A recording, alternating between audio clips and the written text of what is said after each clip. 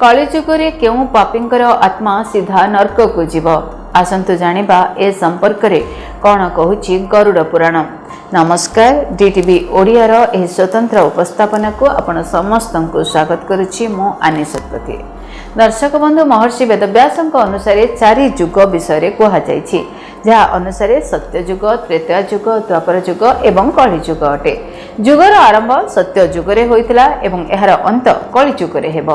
कलि युग को नै अनेक प्रकार भविष्यवाणी करा जाइछि। ठीक सेही परि गरुड़ पुराण ग्रंथ रे मध्य कलि युगरे मनुष्य द्वारा करा जाइतिबा पाप एवं एहार दंड विषय उल्लेख रहिछि। भगवान विष्णु तांकर वाहन पक्षीराजा गरुड़ଙ୍କ सहित कथावार्ता करुवा बेले धर्म, कर्म, नीति, नियम एवं पाप और पुण्य आधार रे मृत्यु पर स्वर्ग किंवा नरक विषय चर्चा करथिले, जहा गरुड़ पुराण भाबरे जनाशुना अटे।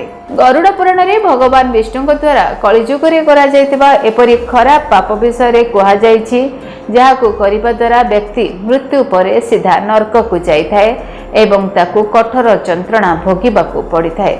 गरुड़ पुराण रे कहा जाइछि, एही खराब कार्य करुथुबा व्यक्ति को नरक को जिबारु केही भी बंचाई परिबे नहीं।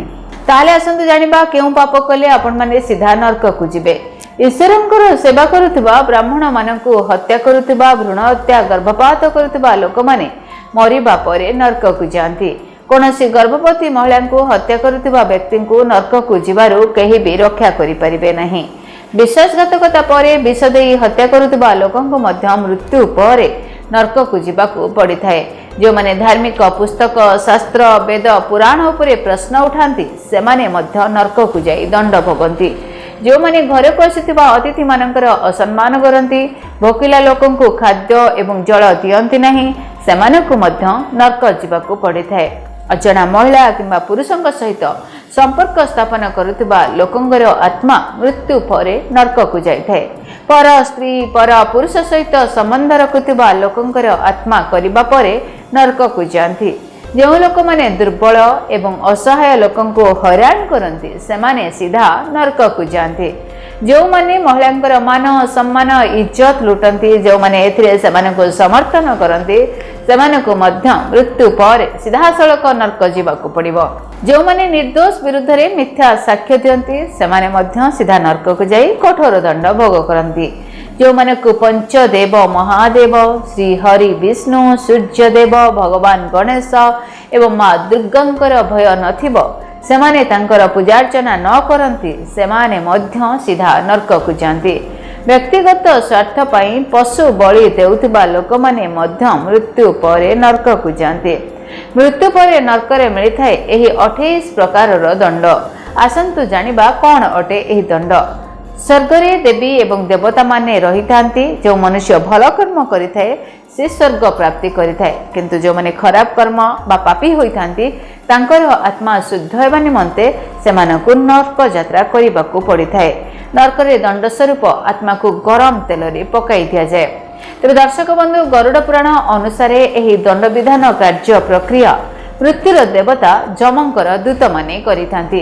तेबे आज आमे आपण मानकु जणाइबो मृत्यु परे व्यक्तिर आत्मा नरक रे किपरि यातना भोगिथाय। आसंतु सेही विषय विस्तार भाबरे मध्य जानि नबा। जो व्यक्ति चोरी करिथांती बा अन्यर लुंठन करिथांती सेमानकु नरक रे लुहा बाड़ी रे माड़ मरा जाइथाय। मृत्यु परे नरक रे मिलिथिबा 28 प्रकारर दंड स्वर्ग और नरक विषय आपण माने समस्त जानिथिबे। तो दर्शक बंधु, जो पति एवं पत्नी परस्पर सहित विश्वासघातकता करिथांती सेमानकु नरक रे दौड़ी रे बांधी बेहोश सेवा पर्यंत रखा जाइथाय। जो व्यक्ति अन्यर धन संपत्ति को उपभोग करिथांती एवं कुसंगति रे शामिल होइथांती सेमानकु नरक रे सर्प दंशन करी दंड दैथाय। जो व्यक्ति अन्य को सर्वदा संकट रे पकाई थाए, अन्यर मुंड चिंता करिथाय ताकु दंड स्वरूप नरक रे जंगली पशु मानक मध्य रे छाड़ी दिया जाइथाय। जो व्यक्ति कौनसी स्त्री सहित संभोग करी ताकु विवाह करि नथाय ताकु मृत्यु परे भयंकर कुआ मध्य रे फेंगी दिया जाइथाय। से कुआरे अनेक प्रकारर भयंकर जीव तांकर आत्मा को दंशन करिथांती। जो व्यक्ति कानून मामला रे मिथ्या वचन कहिथाय एवं मिथ्या दलील उपस्थापन करिथाय ताकु मृत्यु परे उच्च स्थान रू फिंगी दि जाए। दर्शक बंधु एवं आपण मैंने बुझीपारे मनुष्य मृत्यु पर जदि कौन पाप कर्म करुच्ची ताहले नरक को किभଳି भाବରେ ଯାଇଥାଏ ଏବଂ ସେଠାରେ କ'ଣ କ'ଣ ସବୁ ତା ପାଇଁ ଦଣ୍ଡ ବିଧାନ ରହିଥାଏ। ତେଣୁ ଭଲ କାମ କରନ୍ତୁ ଏବଂ ଭଗବାନଙ୍କର ଆଶୀର୍ବାଦ ପ୍ରାପ୍ତ କରନ୍ତୁ। ଧନ୍ୟବାଦ, ନମସ୍କାର। जदि आपणक जीवन रे व्यक्तिगत पारिवारिक समस्या, कर्मक्षेत्र नियुक्ति, वैवाहिक समस्या, वास्तु दोष एवं माली मकदमा आदि समस्या थाए ताहेले समस्यार समाधान और परामर्श पाई आमको जोगाजोग करंतु। ज्योतिर्वेद doctor Bhabani Shankar Mahapatra, Budheswari colony, plot number 26, Bhubaneswar. Phone number 9776833302 9439444924। आमर वेबसाइट www.srijagannathastro.com।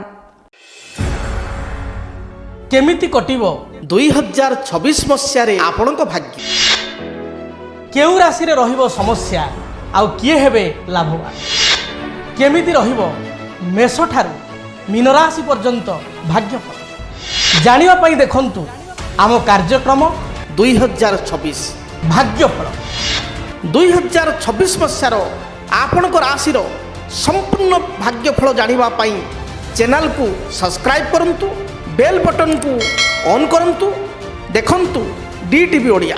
डीटीवी ओडिया देखिवा पई सब्सक्राइब करंतु एवं बेल आइकन को मध्य दबाई दियंतु।